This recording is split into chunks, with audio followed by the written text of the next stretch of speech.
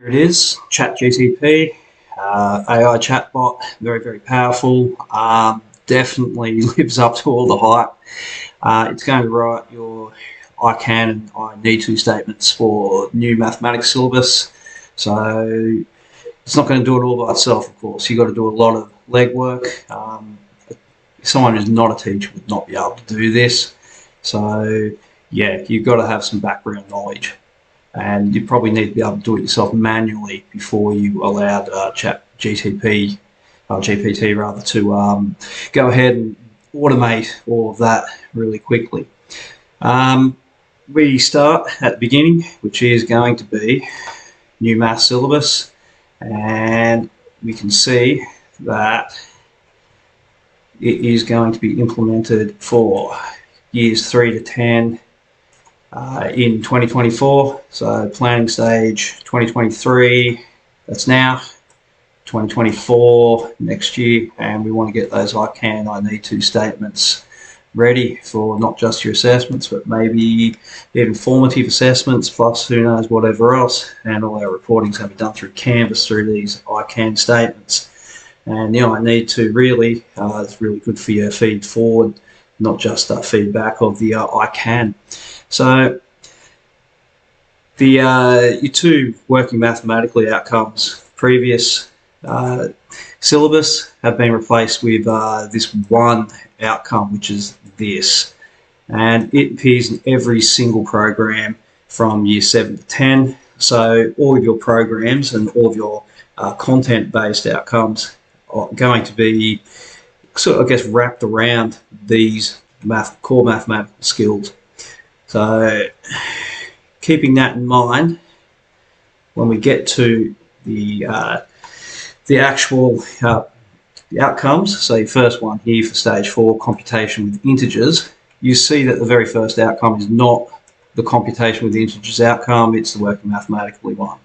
So I'm sure this is something that you already know, but I'm just getting my head around it, I guess. So when I explain what I've done with ChatGPT and a few things later on down the line, you sort of understand where I'm coming from. And this is the actual content outcome for computation with integers. So you'll see also down with the fractions, decimals and percentages, that working mathematically outcome all the way through. It'll be in every single topic.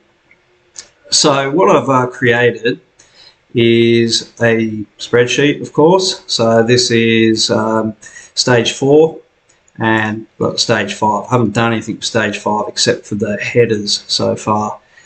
So the working mathematically outcome in purple always features in every single outcome. It's in stage 4 and for stage 5. So what I've done is just copied the information from the very first topic from the syllabus.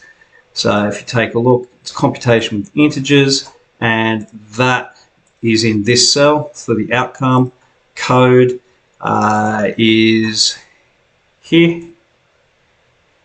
That's the compares orders and calculates with integers to solve problems. And that really is just for record keeping, just for you to keep track of your I can and I need to statements, which run from A10 down to E2. So this is the actual outcome in red. So this is going to be fed into ChatGPT. So that what's in red, and that comes from the this here. So that in red is this section here, because that's the actual content outcome. And the content areas, so the actual content that's in that outcome is all of these ones on the white. So I'm stealing all of those. So really I've copied and pasted all of these into a list. And it's probably easier to do that in like a WordPad document, and then just have a list of all of those things copied and pasted in. And then you can copy paste from your WordPad document or Notepad document or something like that into this cell here. And when you paste in, double click so it gets rid of the formatting that you previously had. It's because you don't want massive fonts, and we want to keep the colour scheme so it keeps it easier to track for what I'm showing you next. ChatGPT is going to generate your I can and I need to statements for all 10 of these fields. So I've got a Word document that is, it's like a script, and we call this a prompt for ChatGPT. This up the top here is just some information to orient you for what comes next. This is the actual script, all of that, and you copy all of that stuff there. But if you're generating a new one, what you would need to do is I'll pull this over to the side and I'll get the Excel file. So you can see that the purple, which is, I'll make that a bit small so you can see, that purple is the working mathematically outcome, and it's straight from here, it's exactly the same. So it is permanently in the script. You don't need to keep adding that. The only things you need to add for each new outcome are this here in the red. You're going to paste that into this section here. That's the outcome. So if you had the next outcome down here, whatever that might be, that would go in there. And then all of these content areas I've just copied. So Control A to select, Control C to copy, and then I just basically, I'll do it again, I've just pasted those in. So that is your prompt for this outcome. So what I'll do is I'll select all of that. Now I'm going to copy it. Normally press Control C, but just so you can see what I'm doing. And then ChatGPT, I'll put it into the prompt, Control V. So it's in there. I'll just scroll up. There's a lot of information there. And I'll fire away. And it's thinking. Okay, here we go. It's doing it fast. Writing the I can statement. Oh, and now the I need to statement there for grade A10. We got the grade A9. And clearly, like, even though you did a lot of setup there, there's no way anyone's going to be generating these I can, I need to statements as quickly as this. So this is almost done now, down to D4 and D3, getting very, very close.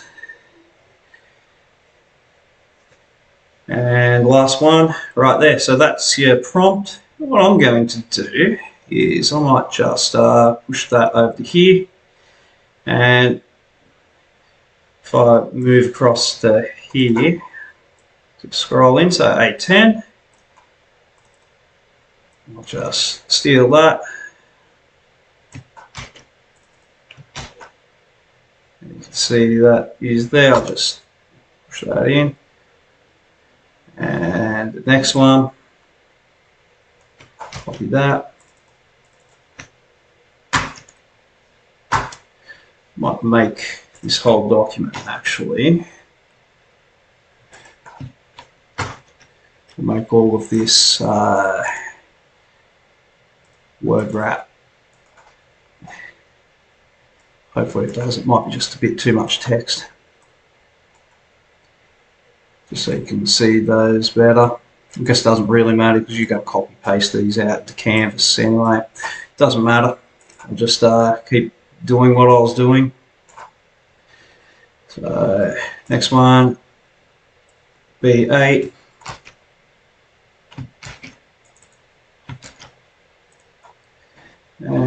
B7.